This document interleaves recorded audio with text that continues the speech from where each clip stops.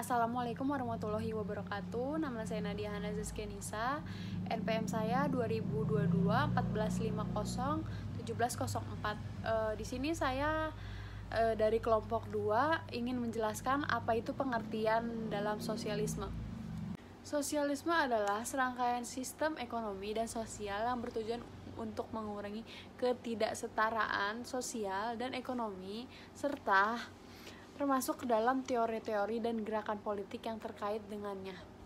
Munculnya sosialisme bertujuan untuk membuat suatu wilayah menuju kemakmuran melalui usaha kolektif dan produktif. Serta sosialisme ini berada di bawah kendali dan campur tangan pemerintah. Adanya sosialisme ini membuat kebebasan individu dibatasi serta lebih mengutamakan kesejahteraan bersama. Berikut adalah penjelasan mengenai secara detail apa itu sosialisme. Yang pertama, kepemilikan bersama sumber daya, yaitu salah satu ciri sosialisme adalah kepemilikan bersama baik negara ataupun kolektif masyarakat atas sumber daya ekonomi.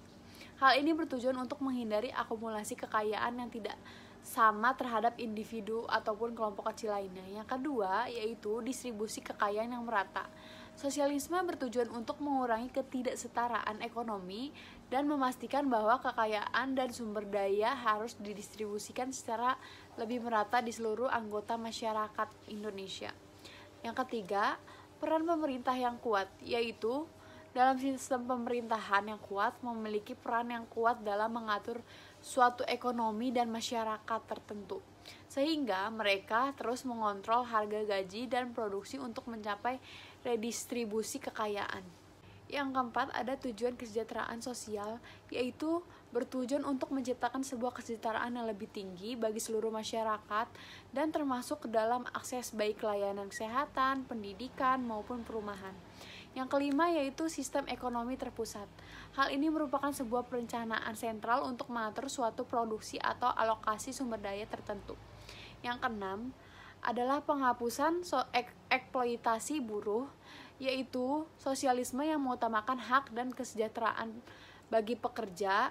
Hal ini termasuk upah yang lebih adil, jam kerja yang lebih manusiawi atau fleksibel, dan hak sindikat yang kuat. Dan yang terakhir, ada berbagai bentuk sosialisme.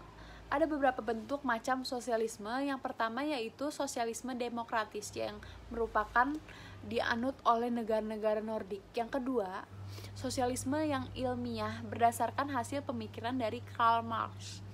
Dan yang ketiga, sosialisme pasar yang menggabungkan elemen-elemen pasar bebas. Ada salah satu studi kasus dalam sosialisme, yaitu sosialisme pada abad ke-21 yang ditawarkan Chavez merupakan bentuk dari sosialisme di masa kini. Sosialisme Amerika Latin yang membedakannya dengan praktek-praktek sosialisme yang pernah ada di Eropa. Sosialisme yang dilakukan oleh seorang perwira menengah militer dengan organisasi yang dibangunnya.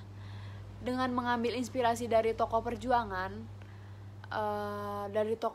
lokal yang sangat inspiratif dan dalam menentang imperialisme kolonial Eropa yang telah mengeksploitasi benua bahwasanya sosialisme yang memberikan gambaran masih ada jalan alternatif lain dalam melakukan pembangunan di dunia ini yang lebih berkeadilan dan berkemanusiaan. Selain itu, adapun rumusan masalah yang penulis ini untuk coba temukan jawabannya dari penelitian adalah hal apakah yang melatar belakangi keputusan Chavez dalam mengarahkan kebijakannya untuk menuju sosialisme serta model kebijakan sosialisme seperti apakah yang diambil oleh Chavez begitu.